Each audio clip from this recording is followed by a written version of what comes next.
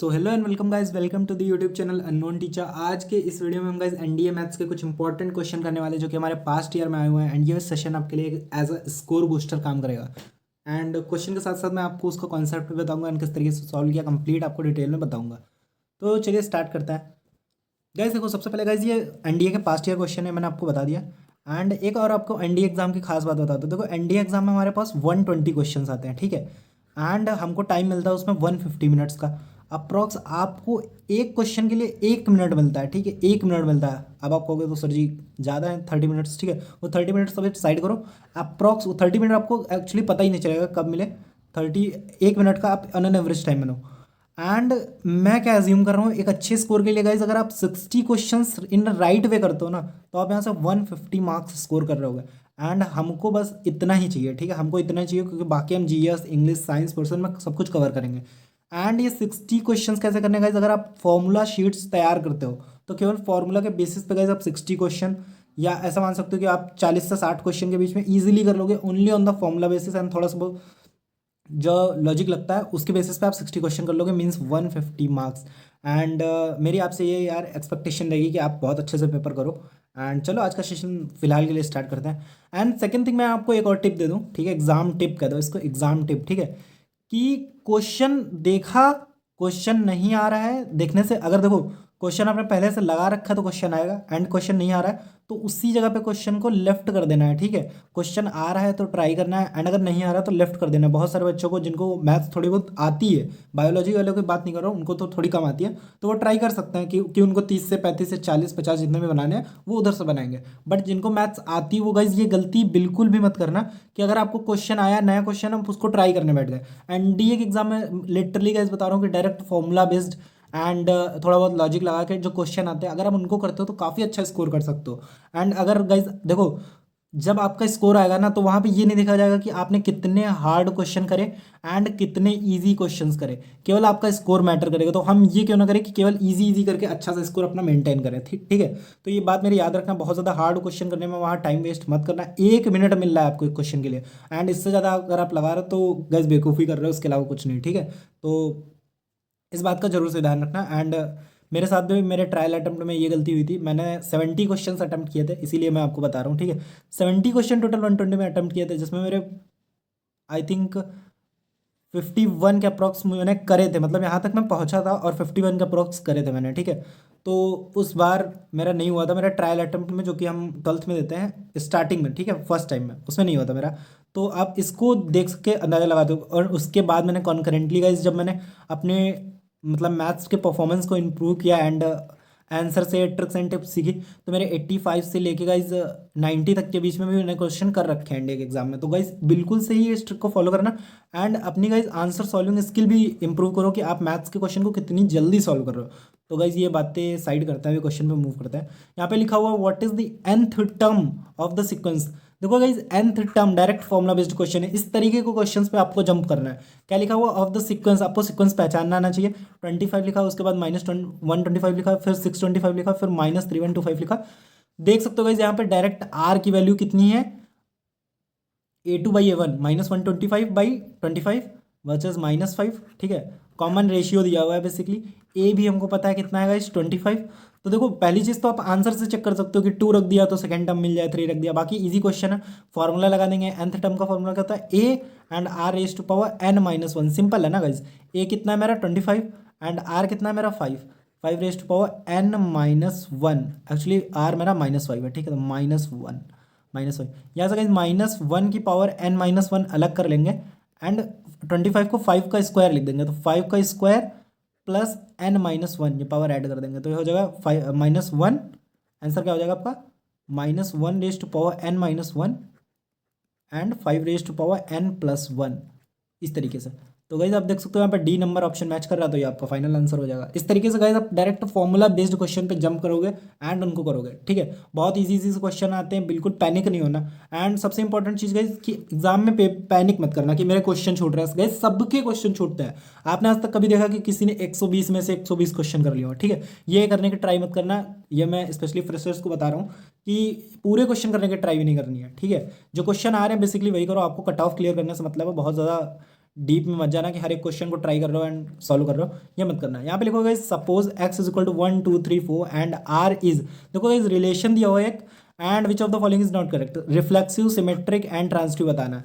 देखो रिफ्लेक्सिव क्या होता है, जब a related to a for every element a related to a and if there is a relation b, so b related to a होना चाहिए in case of symmetric. And transitive में क्या होता है, a रिलेटेड टू b है और अगर b related to क्या है c, सो हमारा क्या आना चाहिए इसका कंक्लूजन, ए रिलेटेड टू सी। अगर ये तीनों कंडीशन फॉलो हो रही है, ये हमारी रिफ्लेक्सिव, ये हमारे सिमेट्रिक, ये हमारे ट्रांजिटिव, देख लेते हैं guys। देखो 1,1 है, 2,2 है, 3,3 है, 1 2 3 4, लेकिन 4,4 नहीं है। अगर ए रिलेटेड टू ए नहीं है फॉर एवरी एलिमेंट ए, तो गाइज वो हमारा रिफ्लेक्सिव नहीं होगा। तो गाइज रिफ्लेक्सिव नहीं है तो देखो यहाँ पे आर रिफ्लेक्सिव कह रहा है, तो ये तो गलत हो गया सबसे पहले, क्योंकि रिफ्लेक्सिव है नहीं। यहाँ पे गाइज ये वाला हो सकता है आंसर अभी, एंड ये भी नहीं हो सकता, रिफ्लेक्सिव नहीं है ना, इधर ये हो सकता है गाइज, इन दोनों बी और डी में से होगा। ठीक है, देखो अब सिमेट्रिक चेक कर लेते हैं। तो 1,2 है तो 2,1 है, 2,3 है तो 3,2 है, अच्छी बात है गाइज। ठीक है, तो गाइज ये बेसिकली हमारा सिमेट्रिक है। ठीक है, तो सिमेट्रिक है तो कौन सा हो जाएगा, r is symmetric but not reflexive, but symmetric. Guys इन दोनों में से अभी भी हो सकता है, तो ट्रांजिटिव भी चेक करते हैं, A related to B, B related to C. जैसे 1,2 है, 2,1 है तो 1,1 है, ये कंडीशन फॉलो हो गई। ठीक है, अगर यहाँ पे देखते हैं गाइज, तो यहाँ से देख लो आप 1,2 है गाइज इसमें, 2,3 है गाइज इसमें, लेकिन 1,3 नहीं है गाइज इसमें। ठीक है, तो आप आई होप कि आपको बात समझ में आ गई। तो ट्रांजिटिव नहीं है गाइज, ना ही ये रिफ्लेक्सिव है ना ट्रांजिटिव है, बट सिमेट्रिक है। R is neither reflexive nor transitive but symmetric. Guys, this will be the final answer of this question. Move करते हैं नेक्स्ट क्वेश्चन पे। ठीक है, तो गाइज इस तरीके के क्वेश्चन आपको टैकल करने हैं। ठीक है, वहाँ पे एग्जाम पेपर में, क्योंकि देख के ही आंसर आएगा। मुझे थोड़ा टाइम लग रहा है क्योंकि मैं आपको बता भी रहा हूँ, समझा भी रहा हूँ। ठीक है, यहाँ पे लिखा हुआ है if A is equal to इतना, X is belongs to Z, X cube minus one, देखो X cube minus one and B X square plus one plus X plus one, where Z is a complex number, then what is A intersection B. देखो भाई सबसे पहले एक question देखो, X cube minus one. ठीक है, क्या आप में से कोई इसकी वैल्यू बता सकता है मुझे। देखो ये हमारे basically cube root of unity है, X cube is equal to one, one omega, omega square इसके रूट आएंगे, ओमेगा ओमेगा स्क्वायर की वैल्यू आपको पता होगा कितनी होती है गाइस, वैल्यू होती है हमारी -1 plus root 3 iota by 2, and वही इसकी वैल्यू होती है गाइस हमारी -1 माइनस रूट 3 आयोटा बाई 2। तो गाइस ये हो गई हमारी ओमेगा ओमेगा स्क्वायर की value. And second equation guys ध्यान से देखो, x square plus X plus one, x square plus X plus one. ठीक है, इसके रूट्स हम देखो एक और मेथड बताऊंगा, बट अभी श्रीधराचार्य से निकालते हैं। ठीक है, क्या आएगा देखो, सिंपल क्या आएगा हमारा,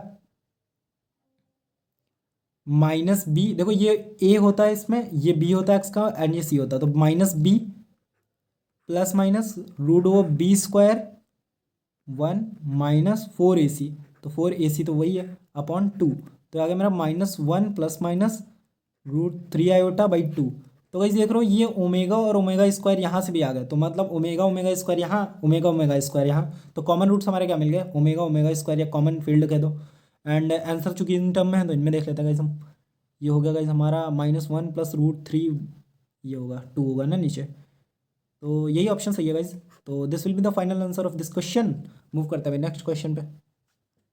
गाइस यहाँ पे लिखा होगा consider the following statement for the two non empty set. Guys मैं पहले भी बता चुका हूँ, आज फिर बताऊंगा कि जब ऐसा करके कोई क्वेश्चन आता है ना, तो आप सीधे सीधे उसका वेन डायग्राम ड्रॉ कर लिया करो। ठीक है, एंड वेन डायग्राम ड्रॉ करना आना चाहिए आपको। ठीक है, ईजी होता है, कोई दिक्कत नहीं है, एक वीडियो लेक्चर आप देखो उसका एंड आपको समझ में आ जाएगा। ठीक है, तो इस तरीके से मैंने वेन डायग्राम ड्रॉ कर लिया।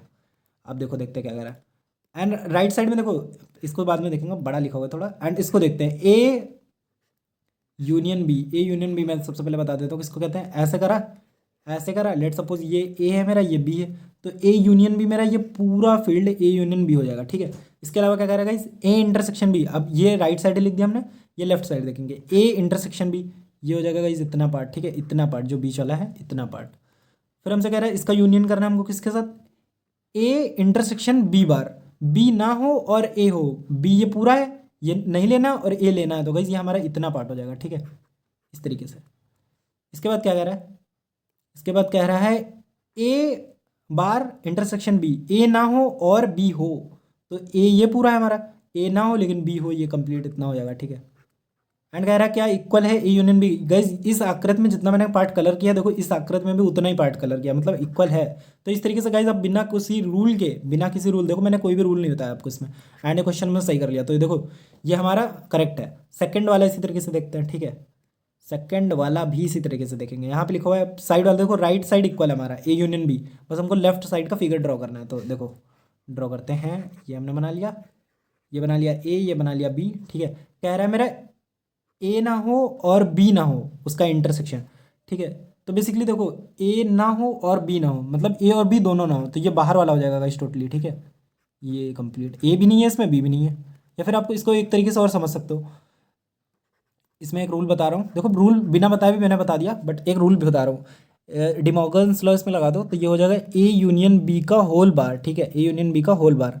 एंड ए यूनियन बी में से कुछ ना हो, इसको ऐसा पढ़ सकते हो, ये इसको लिख सकते हो universal set minus A union B, इस तरीके से भी इसको लिखा जा सकता है, ठीक है। तो यूनिवर्सल सेट में ए यूनियन बी हटा दो मेरा, तो यूनिवर्सल सेट में हमने ए यूनियन बी हटा दिया, बाकी कंप्लीट इसका पार्ट है, ठीक है। इस तरीके से इसको देखेंगे।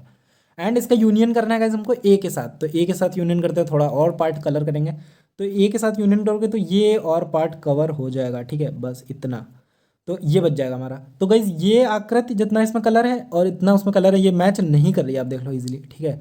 तो केवल वन सही है, मेरा ए सही हो जाएगा, ठीक है। इस तरीके से आप कर सकते हो। एंड लॉजिक बहुत इंपॉर्टेंट है गाइज, अगर आपका लॉजिक स्ट्रांग है तो आप किसी भी तरीके से क्वेश्चन को कर लोगे सीधा। ऐसा कहता है ना कि कान चाहे सीधे पकड़ो चाहे उल्टे, आपका आंसर तो वही आने वाला है, ठीक है। तो यहाँ पे लिखा हुआ है इफ बी एक मैट्रिक्स दी हुआ है, then what is the adjoint of matrix B. तो गाइस देखो एडजॉइंट ये वाला क्वेश्चन मैं आपको होमवर्क के लिए दे रहा हूँ, बेसिकली होमवर्क नहीं, इस क्वेश्चन की एडजॉइंट निकालने की मैं एक सुपर ट्रिक बता चुका हूँ, एंड उसकी लिंक आपको डिस्क्रिप्शन में पहले नंबर पे मिल जाएगी, तो उसको क्लिक करना। एक शॉर्ट्स वीडियो है 60 सेकेंड्स की, उसको देखना एंड फिर आके इस क्वेश्चन को सॉल्व करके आंसर कमेंट करना, ठीक है। तो आपके लिए बेसिकली होमवर्क क्वेश्चन है। वीडियो को पॉज करो, नीचे लिंक पे क्लिक करो, शॉर्ट वीडियो देखो एंड इसका आंसर आके कमेंट करो। मूव करते हुए नेक्स्ट क्वेश्चन पे। यहाँ पे लिखा हुआ है इफ सी 20, n+2, देखो गाइज ये इसका ही फॉर्म है 20, C n+2, NCR लिखते हैं ना वही गाइज, n, R लिखा हुआ होता है ऐसा करके, ठीक है। एंड इज इक्वल टू बता रहा है 20, C n-2, then what is the value of n। मैं पहले भी बता चुका हूँ, फिर से बता रहा हूँ गाइज, बहुत इंपॉर्टेंट फॉर्मूला है। NCR is equal to NCn-R लिख सकते हैं। देखो सीधे सीधे पहले कंपेयर करेंगे n, फिर नीचे कंपेयर करेंगे तो कोई फायदा है नहीं, मतलब n कट जाएगा ना अगर डायरेक्ट कंपेयर करेंगे, तो किसी भी साइड में ये वाला फॉर्मूला लगा देंगे, n+2 is equal to 20, minus n minus minus +2। आप दोनों को गाइस इक्वलाइज कर लेते हैं, तो हो जाएगा n+2 is equal to 20 minus n+2, 2 हो जाएगा cancel, 2n is equal to 20 and n is equal to आ जाएगा 10 यहाँ से गाइज। आई होप को आपको क्लियर हो गया होगा बिल्कुल से, ठीक है। ये केवल ये फॉर्मूला लगा है एंड गाइज इस फॉर्मूले पे बेस बहुत सारे क्वेश्चन पास्ट ईयर में देखे जाते हैं, ठीक है। तो इसको भी तैयार कर लेना। एक और चीज़ मैं आपको बताऊंगा अभी आगे, थोड़ा सा वेट करो। तो यहाँ पे लिखा हुआ है, एक्चुअली गाइज ये क्वेश्चन आई थिंक पूरा नहीं है। यहाँ पे लिखा हुआ है there are 10 points in a plane, no 3 points are in straight line, so what is the number of, यहाँ पे होना चाहिए guys what is the number of straight lines. देखो स्ट्रेट लाइन लिखा हुआ है ना, straight lines can be drawn, ठीक है, कैन बी ड्रॉन। तो ये पूछा गया बेसिकली। तो यहाँ देख लेते हैं गाइज, देखो 10 पॉइंट्स हैं इन अ प्लेन एंड उसमें से हमको स्ट्रेट लाइन बनानी है। तो स्ट्रेट लाइन आपको पता है गाइज, कोई भी 2 पॉइंट लेके आप स्ट्रेट लाइन खींच सकते हो, एंड अगर तीसरा पॉइंट गाइज हमारा एक ही लाइन पे नहीं तो हमारा कोई भी पॉइंट वेस्ट नहीं होगा, ठीक है, एक ही लाइन से। तो हमने 10 पॉइंट लिए एंड उनमें से कोई भी 2 पॉइंट लेके लाइन खींच दी, एंड टेंसिटी को सॉल्व करना तो हमको पता ही है, 10 मल्टीप्लाइड बाई 9/2, ये हो जाएगा मेरा 45 will be the final answer. एक इसी का और फेमस क्वेश्चन है ऐसा करके, जैसे कि गाइज 9 पॉइंट हमारे, एक मैं वो ले रहा हूँ एग्जांपल, बाकी ऐसा कोई क्वेश्चन नहीं है, मतलब क्वेश्चन है लेकिन इन डिजिट से मैच करता हुआ नहीं मिलेगा। तो जैसे 9 पॉइंट्स हैं एंड आपसे कहा गया इनमें कितने ट्रायंगल बनाए जा सकते हैं, जबकि हमारे 6 पॉइंट्स जो हैं इन अ लाइन है, ठीक है। और देखो जो पॉइंट्स लाइन में होंगे ना उनसे गाइज हम ट्रायंगल नहीं ड्रॉ कर सकते, तो हम पहले क्या करेंगे, टोटल केसेस 9 में से 3 पॉइंट्स को लेके कितने ट्रायंगल बन सकते हैं, 9C3 माइनस 6 पॉइंट है एक लाइन में, इनसे ट्रायंगल नहीं बन सकते तो 6C3, इनसे कितने ट्रायंगल काउंट कर लिए। इस तरीके से गाइज आप सॉल्व कर सकते हो, इसका आंसर आप मुझे कमेंट करना। आगे बढ़ते हैं गाइज, यहाँ पे लिखा हुआ है if A is equal to lambda and lambda comma U, ठीक है, दूसरा ये है, then the power set of A, ठीक है। पावर सेट का फॉर्मूला पता है आपको, 2 raised to power n element होता है ना पावर सेट, वैसे तो सब में 4 दिए हुए हैं। इसका आंसर भी आप मुझे कमेंट करना। ठीक है, इसका आंसर मुझे कमेंट करना। बढ़ते हुए नेक्स्ट क्वेश्चन की तरफ। यहाँ पे लिखा हुआ है A is a square matrix. ठीक है, बेसिकली गाइस देखो मैंने लास्ट क्वेश्चन में इसका आंसर लगा दिया। ठीक, पहले ये हो गया फाई नल सेट, फिर पहला एलिमेंट मैंने सोचा बता दूँ कोई रह ना जाए। ठीक है, तो ये वाला देखो ये पूरा एक छोटा सा सेट लिखा हुआ है लेकिन एज ए एलिमेंट काम कर रहा है, तो इसके बाहर भी ये वाला ब्रैकेट लगा हुआ है एंड कॉमा, तो सारे सेट को ले लेते हैं एंड उसका एक सेट बनाते हैं, सबसेट बनाते हैं, तो ये हो गया। ठीक है, टोटल 4 एलिमेंट आप देख लो इस तरीके से। यहाँ पे लिखा हुआ है A is a square matrix of order 3 such that its determinant is 4, what is the determinant of its transpose. Transpose का डिटर्मिनेंट पूछा है गाइज एंड आपको मॉड ऑफ ए दिया हुआ है कितना, 4। देखो इसलिए मैं कहता हूँ कि फॉर्मूले बहुत ज़्यादा इंपॉर्टेंट है। ये पास्ट ईयर का क्वेश्चन आप ये मत कहना कि बहुत ईजी है। ठीक है, तो मॉड ऑफ ट्रांसपोज भी गाइज हमारा 4 हो जाएगा क्योंकि ए ट्रांसपोज का डिटर्मिनेंट एंड ए का डिटर्मिनेंट सेम होता है guys. Direct formula based question. And आपको एक और चीज़ बता दूं, मैंने आज ही गाइज टेलीग्राम ग्रुप पे शेयर कर दी है पीडीएफ कंप्लीट फॉर्मूला शीट, तो वहाँ से जाके आप रिवाइज कर सकते हो सब कुछ। ठीक है, एंड टेलीग्राम चैनल का नाम तो आपको पता ही होगा, अननोन टीचर, सर्च कर लेना, आपको वहाँ पे मिल जाएगा। ठीक है, पीडीएफ वगैरह एंड बाकी सारा बहुत सारा कंटेंट वहाँ पे ऑलरेडी है, तो आप जाके एक्सेस कर सकते हो। ठीक है, इस तरीके से। तो यहाँ पे ट्रांसपोज का भी 4 होगा, इसका भी 4 होगा। एक और इंपॉर्टेंट फॉर्मूला बता देता हूँ, जैसे मैं यहाँ पे एडजॉइंट ऑफ ए का पूछा होता है, एडजॉइंट ऑफ ए, ये भी पास्ट ईयर में इसलिए मैं बता रहा हूँ। एडजॉइंट ऑफ ए तो उसको निकालते हैं mod of A raise to power n-1 से। ठीक है, जहाँ पे n क्या है गाइज, ऑर्डर है, स्क्वायर मैट्रिक्स के लिए ऑर्डर। ठीक है, तो इस तरीके से आप निकाल सकते हो एडजॉइंट ऑफ ए का मॉड।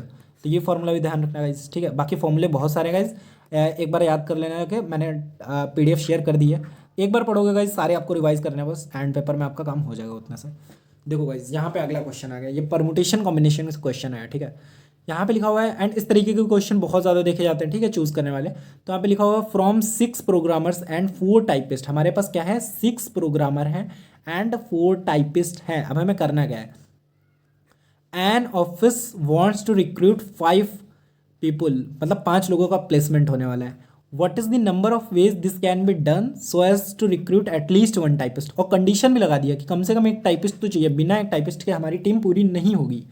तो गाइज एक टाइपिस्ट चाहिए, तो क्या कंडीशन बन सकती है, देखो सबसे पहले गाइज हम एक टाइपिस्ट लें या फिर 2 टाइपिस्ट लें, क्योंकि देखो एक लेंगे तब तो एटलीस्ट 1 है, 2 लेंगे तभी भी गाइज एटलीस्ट 1 से तो ज़्यादा ही हो गया। फिर 3 टाइपिस्ट भी ले सकते हैं, फिर 4 टाइपिस्ट भी ले सकते हैं। जैसे कोई मुझसे ये मत कह देना 5 टाइपिस्ट ले सकते हैं, क्यों नहीं ले सकते गाइज, अब कैसे ले सकते हैं गाइज, जब हमारे पास 4 ही हैं तो 5 कैसे ले लेंगे। ठीक है, तो देखो एक टाइपिस्ट वाली कंडीशन देखते हैं गाइज। अगर हमको एक टाइपिस्ट चाहिए तो 4 में से हम एक टाइपिस्ट ले लें एंड मल्टीप्लाइड बाई कितने बचे, 4 बचे। ठीक है, तो 6 में से प्रोग्रामर में से 4 प्रोग्रामर ले लेते हैं हम। ठीक है, प्लस या फिर हम क्या करें, देखो यहाँ पे मल्टीप्लाई लगाया क्योंकि 4 में से एक टाइपिस्ट लिया और 6 में से 4 प्रोग्रामर लिए, या फिर या को हम लिखते हैं प्लस से और को लिखते हैं मल्टीप्लाई से। ठीक है, या फिर हम 4 में से 2 टाइपिस्ट ले लें, इसको चूज करने को सी से लिख देते हैं। ठीक है, एंड मल्टीप्लाई बाई 6 में से हम 3 प्रोग्रामर को ले, प्लस 4C3। आई होप कि आपको समझ में आ गया, फटाफट से लिख देते हैं 6C2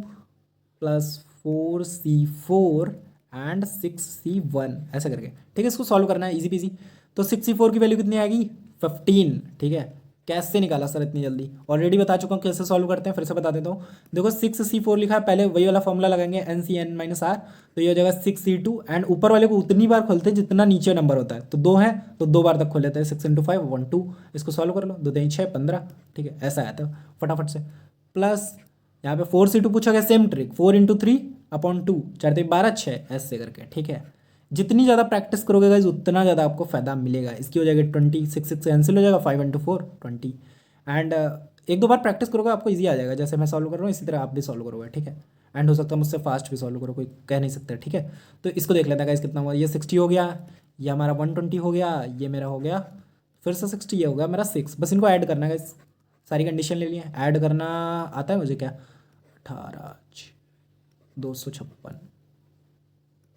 ठीक है, 256 आया गाइज, आई थिंक सही किया मैंने, नहीं गाइस सही नहीं किया हमने, 246 आया। ठीक है, तो सी ऑप्शन आपका करेक्ट हो जाएगा। ठीक है, 256 तो ऑप्शन में भी नहीं था, इससे ही आप अंदाजा लगा लो, गलत कर दिया।